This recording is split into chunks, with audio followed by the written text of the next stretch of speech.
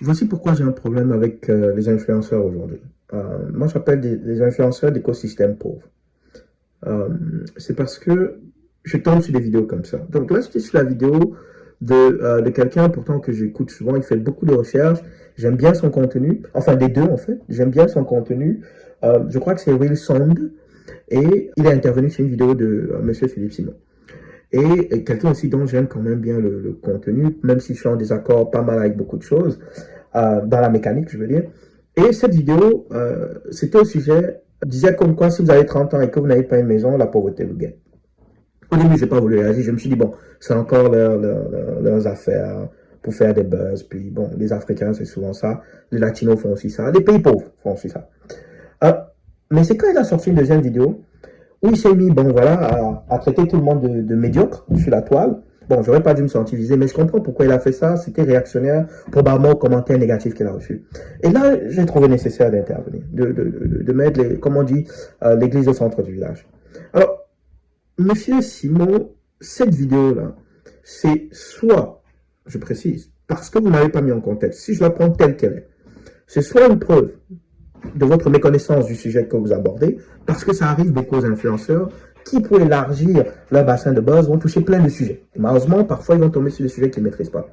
Ça, c'est déjà pas bien. Ou vous savez de quoi vous parlez, mais justement pour le buzz, vous balancez une vidéo comme ça qui est extrêmement désorientante et qui est nuisible pour les jeunes Africains parce qu'elle ne leur donne pas leur juste. Vous aurez dû mettre les choses en contexte. Et alors là, je vais mettre les choses en contexte. Premièrement, moi, je vous aurais demandé, mais votre affirmation, c'est pour quel marché immobilier? Celui africain, celui occidental? Parce que ça compte. Est-ce qu'on est dans un marché sous-évalué, neutre, surévalué? Ça aussi, ça compte. L'individu dont vous parlez de 30 ans, est-ce que c'est quelqu'un qui est discipliné dans son épargne ou qui est indiscipliné dans son épargne? Parce que oui, ça aussi, ça compte. Est-ce que l'objectif, c'est quoi derrière? C'est quoi l'objectif derrière l'achat de la propriété? Est-ce qu'on est là pour un investissement? Est-ce que c'est pour un transfert de patrimoine? Est-ce que c'est pour la qualité de vie? Parce que tout ça compte aussi. Ça peut être pour la qualité de vie. Je veux juste offrir un bon cadre à ma famille. Et c'est tout à fait correct aussi. Vous comprenez? Donc, j'ai été extrêmement surpris que le créateur de Wilson, qui pourtant sur sa chaîne semble avoir un background en investissement puisqu'il donne des formations, ne contredise pas, M. Simon. Ou du moins, ne le remette pas en contexte. C'est très important. Parce qu'encore une fois, vous êtes là pour éduquer les jeunes Camerounais. Et ça me dérange toujours quand des gens, je ne sais pas comment dire encore, distraient les jeunes Camerounais. Ça me dérange fortement. C'est quasiment, ça vient me chercher. Si c'était juste moi, bon, je m'en fous un peu, je sais où je vais. Mais ça me dérange fortement quand vous apportez des semi-vérités ou des fausses vérités. Et ça fait en sorte que les jeunes Africains se perdent dans leur planification de la retraite. Alors, donc, vous devez savoir, mes chers jeunes Africains, que l'achat d'une maison n'est ni une obligation, ni un droit. C'est un privilège. C'est un privilège. J'irai même plus loin. Si vous n'avez pas un niveau de revenu qui vous permettrait d'acheter une propriété dont les paiements globaux ne dépassent pas 30% de votre salaire net, par paiement globaux, je parle de toutes les charges opérationnelles d'entretien, alors je vous déconseille fortement d'acheter une maison. Je vous déconseille fortement. Parce que vous devez comprendre, je le répète, être propriétaire d'une maison, c'est un privilège. Parce que vous voyez des vidéos comme ça qui sortent sur la toile, ça nuit à énormément de couples. Après, on se demande pourquoi les couples africains divorcent. Ça fait partie de ça, la finance. Vous achetez une maison, les tensions financières, l'un perd son travail, l'un doit vendre la maison, toutes les dépenses qu'on a déjà faites. Mais vous ne vous rendez pas compte à quel point vous, derrière votre écran, vous balancez des choses comme ça sans les mettre en contexte. Ça va énormément nuire à des jeunes couples africains qui ne vont même pas atteindre 30 ans de mariage et vont divorcer ou tomber malade d'AVC à cause de toutes les charges liées à la propriété. Vous n'avez même pas idée de cela et vous venez nous balancer des affaires comme ça. Et c'est pour ça que ça me dérange. Et donc, maintenant, ne parlons que même de l'aspect financier et d'investissement que pourrait représenter la maison. Parce que sa vidéo laissait sous-entendre cela, en fait. Donc, vous achetez la maison, vous allez devenir riche. Bon, même si vous n'êtes pas riche, vous n'allez pas être pauvre. Pour des individus qui ne cherchent pas de levier financier. Donc, on n'est pas là dans des investisseurs immobiliers. On parle ici du travailleur normal qui travaille de façon normale pour sa retraite. Pour des gens qui n'ont pas de discipline d'investissement, dans un marché non surévalué ou neutre, ou sous-évalué idéalement, effectivement, pour ces gens-là, l'achat d'une maison peut être un levier de richesse parce que ça représente une épargne forcée.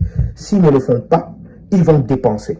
Et l'achat d'une maison, pour ces gens-là qui n'ont pas cette discipline d'épargne et d'investissement, peut en fait servir d'enrichissement et même de transfert générationnel de patrimoine. Donc, vous voyez que c'est particulier à une catégorie de personnes, qu'elles soient minoritaires ou majoritaires, je m'en fous. Mais c'est important vraiment de le mettre en contexte. Très, très important. Maintenant, si vous avez 30 ans et vous êtes quelqu'un de discipliné dans votre épargne, légèrement familier avec les modèles d'investissement, l'achat d'une résidence est la pire décision d'investissement de vos vies. Je vous le dis. Pour le même individu qui est discipliné, c'est la pire décision de vos vies. Parce que, regardez, je vais vous expliquer une chose. En Europe, le loyer moyen est autour de 890 €, donc 900 €. La maison, c'est autour de 1800 € ou 1600 € à peu près. Donc, on est déjà le double si vous avez une maison. D'accord?